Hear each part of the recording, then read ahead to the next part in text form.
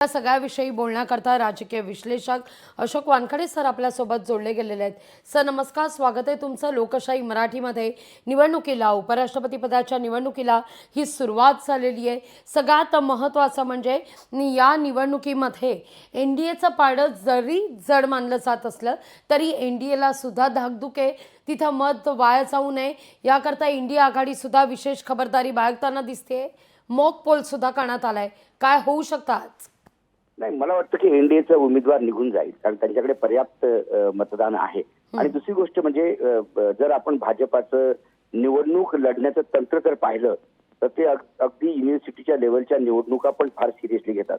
त्यामुळं आणि दुसरी गोष्ट म्हणजे इथे जो इंडिया गठबंधन आहे त्यांनी तेलुगू उमेदवार दिल्यामुळे थोडी धुकधुक होती। काही कुठे तेलुगू अस्मिताच्या नावाखाली आंध्र प्रदेश आणि तेलंगणा याच्यातली जर मतं गेली त्यांच्याकडे तर मग फार मोठा उलटफेर होऊ शकतो। पण ती आता गोष्ट गौण वाटायला लागली, कारण जगन रेड्डींनी आपली 11च्या 11 राज्यसभा पूर्णपणे सरेंडर केलेली आहे एनडीएकडे।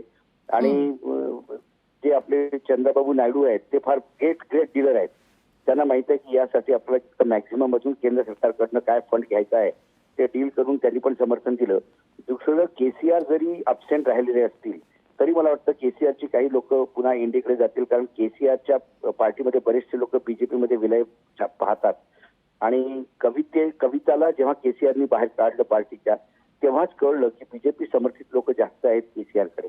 त्यामुळे मला काही फार मोठा उलटफेर दिसत नाही। हा एक उलटफेर जरूर आहे, जर एनडीएचे 2-3 मत जरी क्रॉस झाले तरी तो एनडीए साठी मग एक कॉशियस पिरियड आहे, कारण लोक नाराज आहेत का।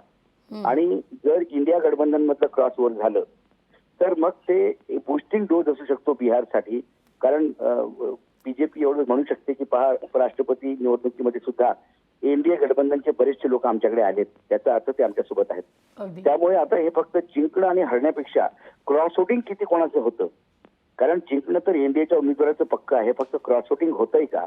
जर एनडीए करू शकलं तर त्यांना बिहारमध्ये मदत मिळेल, आणि इंडिया जर इंडियाकडे आलं तर मग तिकडे जे सध्या क्रायसिस चालू आहेत संघ भाजप बीजेपी मधले आंतरिक द्वंद्व आणि ते सगळे भांडणं बीजेपी मधले कॉन्स्टिट्यूशन क्लबच्या निवडणुकीत दिसूनच आले की अमित शहा समर्थित उमेदवार कसा पडला आणि योगी समर्थित उमेदवार कसा जिंकून आला। त्यामुळे फक्त आता क्रॉसओव्हर कसं कोणाकडे होतं, किती एकामेकाची मतं फोडू शकतात त्याच्यावरच सगळ्यांची नजर आहे। बाकी रिझल्ट तर मला बिलकुल समोर दिसतोय। एनडीएचा उमेदवार उपराष्ट्रपती होणार एवढं जवळजवळ नक्की मानण्यात आलं। अगदी सर, खूप खूप धन्यवाद आमच्याशी संवाद साधलात त्याबद्दल। आता क्रॉस वोटिंग नेमकं किती होतं हे पाहणं या निवडणुकीत फार महत्त्वाचं किंबहुना रंजक ठरणार आहे असं म्हणतात राजकीय विश्लेषक अशोक वानखडे, ज्यांनी लोकशाही मराठीशी संवाद साधलेला आहे। तर तिथे एनडीएचा उमेदवार या ठिकाणी निवडणूक एनडीएच्या उमेदवाराकरता सोपी असल्याचं देखील त्यांचं विश्लेषण आहे। त्यामुळे पाहूयात, खरं तर तुल्यबळ दोनही उमेदवार आहेत। एक चेहरा तामिळनाडूत पक्षाला बळकटी देणारा भाजपला अर्थात दक्षिण भारतातील महत्त्वाचा चेहरा मानले जाणारे CP राधाकृष्णनचे भाजप संघटनेचे निष्ठावंत नेते आणि विश्वासू नेते मानले जातात। तर दुसरा चेहरा इंडिया आघाडीचा BS सुदर्शन रेड्डी अर्थात न्यायव्यवस्थेतील अतिशय प्रामाणिक आणि निष्पक्ष प्रतिमेकरता ओळखला जाणारा हा चेहरा। त्यामुळे तुल्यबळ असे दोनही चेहरे।